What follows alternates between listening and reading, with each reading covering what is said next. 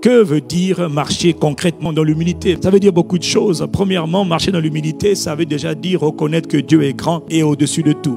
Tu veux marcher dans l'humilité, pas devant les hommes, mais devant Dieu. Et tu dois comprendre, tu dois être conscient que le Dieu devant te marcher en toute humilité. Tu dois savoir que lui, ce Dieu-là, il est bon, il est grand, il est au-dessus de tout, il est capable de tout. Ce Dieu a dit, d'ailleurs, dans Ésaïe 46, verset 5, « À qui me comparerez-vous pour faire de nous des égaux? À qui me ferez-vous ressembler pour nous assimiler? À qui veux-tu comparer Dieu? À un totem, au soi-disant Dieu des ancêtres? Tu veux comparer le Seigneur Jésus-Christ? Il y en a qui ont une mauvaise image, mauvaise perception, compréhension de celui qu'on appelle Jésus le Christ. Il y en a qui le voient comme étant le petit enfant dans la crèche. Il y en a qui le voient comme étant le fils de Marie. Il y en a qui le voient comme étant un simple être céleste. Il n'est pas toutes ces choses. Il est celui qui est dans le commencement. Il est la parole de Dieu. Il est celui par qui tout a été créé.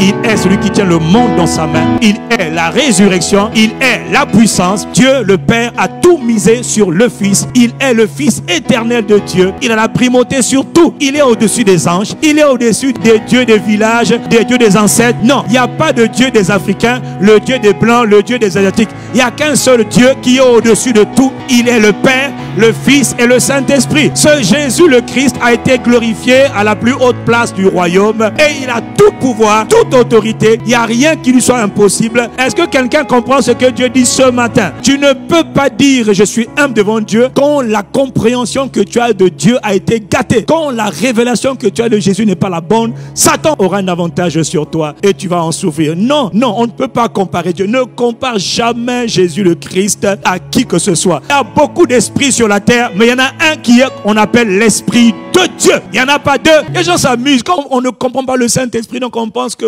le Saint-Esprit, il est Dieu.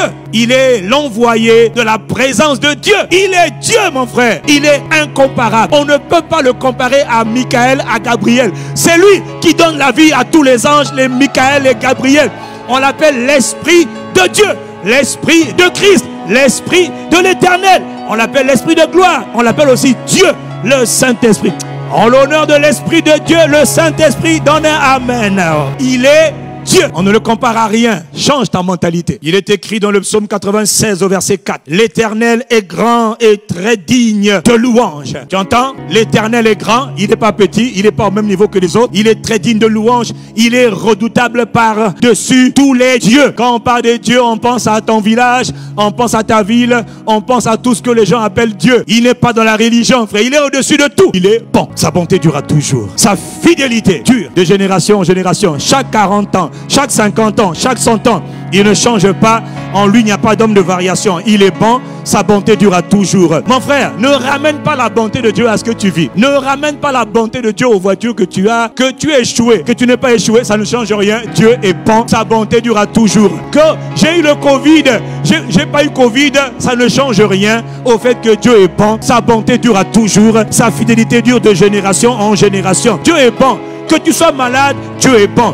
Que tu sois malade, Dieu est bon. Que tu aies connu la mort d'un proche, ça t'a fait mal. Tu avais prié, il est mort quand même. Dieu est bon. Il n'est pas mort, Dieu est bon. La bonté de Dieu n'a rien à voir avec tes situations. Non, Dieu est bon et ce qui est bon, il le manifeste. Il y en a qui ont cru qu'ils sont morts parce que Dieu est bon. Il y en a qui ont cru qu'ils ont été sauvés de la mort parce que Dieu est bon. Certains meurent, certains vivent. Ça ne change rien au fait que Dieu est bon. Quand Jésus était sur la croix, Dieu était bon. Quand Jésus a été enseveli, Dieu était bon. Certains devaient dire, oh, mais s'il aime, comment peut-il permettre une chose pareille? Comment le Père? Le Père, Dieu fait tout pour un but et toi, tu n'y comprends rien. Ses voix ne sont pas tes voix, donc tais-toi, laisse Dieu être bon et que tout homme soit reconnu comme étant menteur. Voilà mon nom pour toujours. Voilà mon caractère pour l'éternité. Je veux être connu comme étant le Dieu bon. C'est parce que Dieu est bon que les méchants ne sont pas encore exterminés de la terre. Sinon, mon frère, toi et moi, on aurait été Dieu depuis longtemps. Parce que Dieu est bon.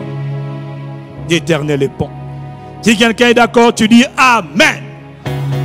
Dieu est bon. Voilà. Donc, il faut qu'on soit calme. Ne ramène pas Dieu à tes expériences.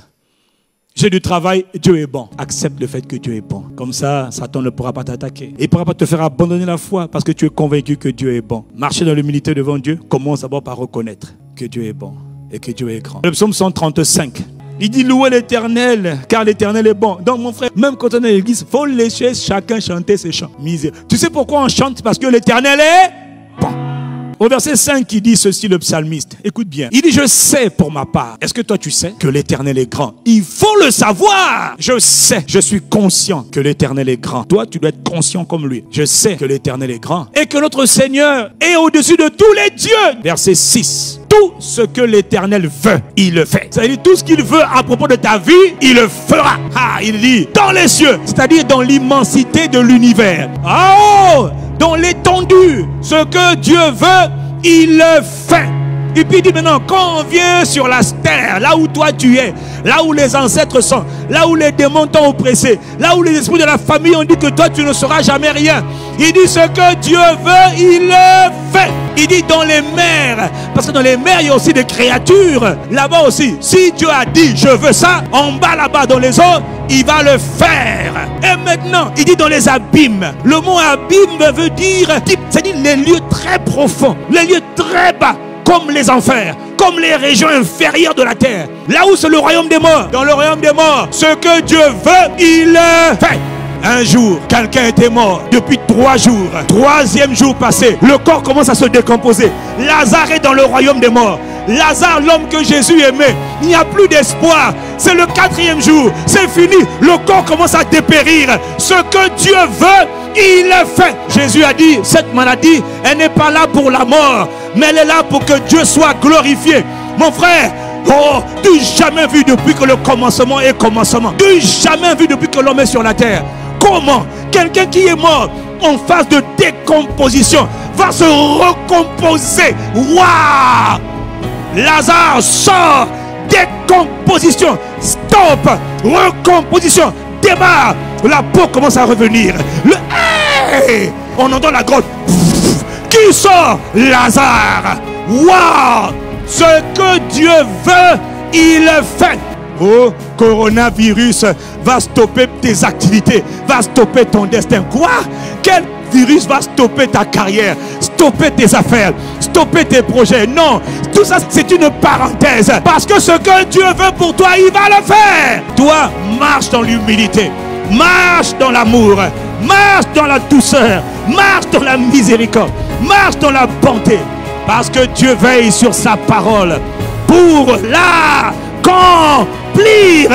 Les gens qui marchent dans l'humilité devant Dieu comprennent d'abord que celui devant qui je m'humilie, il est au-dessus de tout. Il est capable de tout. Et il sait tout. Et il peut tout. Et il est bon. Et il est grand. Que signifie marcher dans l'humilité? Marcher dans l'humilité, c'est aussi d'abord reconnaître, toi qui m'écoutes là, que tu n'es rien. Tu n'es qu'un souffle. Tout être que tu vois, frère, n'est rien. C'est ce que tu es. L'homme n'est qu'un souffle et le produit de la création de Dieu. Dans Isaïe 42, verset 5, la version Darby dit ceci. Ainsi parle l'Éternel, qui a créé les cieux et les a déployés, qui a étendu la terre et tout ce qu'elle produit, qui donne la respiration au peuple qui est sur elle, qui donne un esprit à ceux qui y marchent. La terre est occupée par les vivants, mais qui donne le souffle à chaque personne qui est sur la terre? Dieu. Dans Job chapitre 12 au verset 10, Dieu dit encore, il tient dans sa main l'âme, c'est-à-dire la vie, souké, de tout ce qui vit. Il tient dans sa main l'esprit ou encore le souffle de toute chair. Ton corps arrive à se mouvoir, se promener. C'est parce qu'en toi, le souffle demeure. L'homme est un esprit. Cet esprit a été placé dans une maison, une tente faite de terre qu'on appelle le corps humain. Mais le corps humain n'est rien. Le corps humain n'est que la maison qui abrite l'esprit. Dans Job chapitre 7, il va rappeler à Dieu au verset 7. Il dit, oh Dieu, souviens-toi que ma vie est un souffle. Écoutez ce que Job, plein de sagesse, est en train de dire à Dieu. Je peux mesurer 10 mètres, je peux mesurer 3 mètres.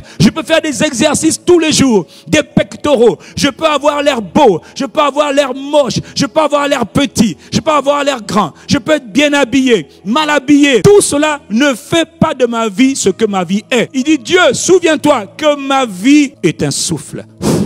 Regardez ce que Job est en train de dire. Verset 9, il dit, comme la nuée se dissipe et s'en va, de la même manière, ainsi, celui qui descend au séjour des morts ne remontera pas. Il compare celui qui descend au séjour des morts comme une nuée qui était montée et qui est en train de disparaître. Un souffle qui était là et qui est en train de disparaître. Celui qui descend au séjour des morts ne remontera pas. Il ne reviendra plus dans sa maison. Et le lieu qu'il habitait ne le connaîtra plus. C'est beau faire l'intéressant, le cinéma, grosse fonction, gros moyens. Tout homme, tel qu'il soit, n'est rien, n'est qu'un souffle. Est-ce que quelqu'un comprend? Tu n'es qu'un souffle. Tu parais pour un temps et tu disparais. Fais maintenant le cinéma. La vapeur est partie. Le souffle là que tu étais, s'en est allé. Et tu ne repartiras plus dans ta maison. Tes biens, tes possessions, tes richesses, tout ce que tu avais, la gloire, la renommée, tout est parti.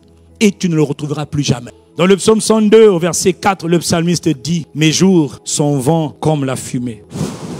Chaque jour qui passe, mon frère, te rapproche de ton départ. Comme une fumée, tu disparaîtras. Voilà pourquoi dans le Nouveau Testament, l'apôtre Jacques, poussé par l'Esprit, parle dans Jacques chapitre 4, au verset 13. Il dit à vous maintenant qui dites, aujourd'hui ou demain, nous irons dans telle ville et on va aller dans tel endroit, on va y passer une année, on va faire du commerce, du business, mon gars. On va faire du business, des activités commerciales, on va avoir du travail. Il dit, mais verset 14, vous qui ne savez même pas ce qui va arriver demain. Car, qu'est-ce que votre vie? Ta vie là, c'est quoi? Il dit, vous êtes une vapeur qui paraît pour un peu de temps et qui ensuite disparaît. L'homme n'est qu'une vapeur. Donc, il faut te calmer, mon frère. Il faut apprendre à être humble. N'aie pas de toi une trop grande vision, une trop grande image. Sois humble, sois calme. Parce qu'en réalité, nous ne sommes rien. Voilà pourquoi il dit au verset 15, vous devez plutôt avoir un autre langage. Les justes, quand ils parlent, ils disent toujours, on se voit samedi prochain, si Dieu le veut. On se voit lundi, si Dieu le veut. Ils n'oublient jamais le mot Dieu voulant, ou si Dieu le veut, ou si Dieu permet. C'est un signe d'humilité devant Dieu. Il dit, mais vous glorifiez dans vos pensées orgueilleuses. Parce que pour Dieu, toutes les fois que tu dis, bon, je fais ça, j'irai là-bas. Et à la fin, ou au milieu, ou même au début, tu n'as même pas dit, si le Seigneur le veut. Dieu dit, ça c'est de l'orgueil. Qui te dit que tu ne seras pas pris? Qui te dit que tu ne seras pas arraché? Tu ne connais rien. Sois humble. Et il faut dire, si Dieu le veut. Marcher dans l'humilité devant Dieu, c'est reconnaître que je ne suis rien. À toi qui dis, je n'ai pas besoin de Dieu. Moi ça va, tout va bien. Tu n'es rien. Un souffle. Je n'ai pas besoin de Dieu. Très bien, ne m'écoute pas. Reste là où tu es. Quand ton souffle partira, tu descendras dans le royaume des morts. Là où le lieu de tourment, là où il y a la souffrance. Tu ne monteras pas. Parce que sur la terre, tu avais marché avec arrogance, avec orgueil. Pensant que je n'ai pas besoin de Dieu. Non. Si Jésus est venu du ciel, il était humble. Mon frère, c'est pas toi qui vas être orgueilleux. Il faut l'imiter tel il est, tel nous sommes.